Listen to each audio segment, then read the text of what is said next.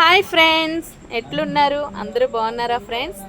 ఈ గుడ్లు సేర్ అనేది మనం ఉప్పు పసుపు వేసి క్లీన్ చేసేస్తాం, పక్కన పెట్టుకోవాలి. ఫ్రై చేస్తాం కాబట్టి ఇందులోనే ఒక 1/2 చెంచా పసుపు, ఒక 2 చెంచాలు సాల్ట్, అలాగే ఒక చెంచాన్నర కారం, అలాగే కొంచెం గరం మసాలా పొడి అండి, ఒక స్పూను. మనము ఇంట్లో ఆడిన అప్పటికప్పుడు అల్లం వెల్లి పేస్ట్ ఫ్రెష్గా ఉన్నది ఒక ముద్ద, చిన్న సైజు ముద్ద వేసేసుకొని కలిపేసుకోవాలి. మసాలాలన్నీ కలిపేసి గుడ్లు సేరికని చక్కగా మసాలాలన్నీ పట్టించి ఒక అరగంట సేపు నానపెట్టాక చక్కగా బాగుంటుంది ఫ్రెండ్స్. నానపెట్టాకంటే వేరేలా అనుకోకండి, మసాలా అనేది పట్టిద్దని చెప్తున్నాను. ఇవన్నీ అయిపోయిన తర్వాత కొంచెం ఆయిల్ వేసుకున్నాక ఇదంతా వేసేసుకోవాలి ఫ్రెండ్స్. చూడండి ఉడుకుతుంది.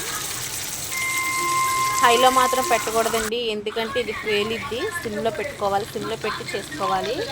కానీ తినలేని వాళ్ళు ఎవరైనా సరే ఇలా చేసి తినండి, చాలా బాగుంటుంది ఫ్రెండ్స్. అంటే చాలా టేస్టీగా కూడా ఉంటుంది ఫ్రెండ్స్. బ్యాచిలర్స్ అయితే చాలా తొందరగా ఈజీ అవుతుంది. ఇలాగైతే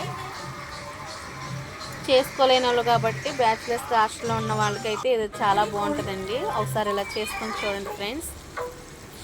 శాంతి శేఖర్ కుకింగ్ ఛానల్ సబ్స్క్రైబ్ చేసుకుని లైక్లు కొట్టండి, షేర్ చేయండి, ఫాలో అవ్వండి, చివరి దాకా ఫాలో అవ్వండి ఫ్రెండ్స్. ఈ వీడియో లింక్ కింద ఇంకా చాలా వీడియోస్ ఉన్నాయి ఫ్రెండ్స్, అవన్నీ చూడండి.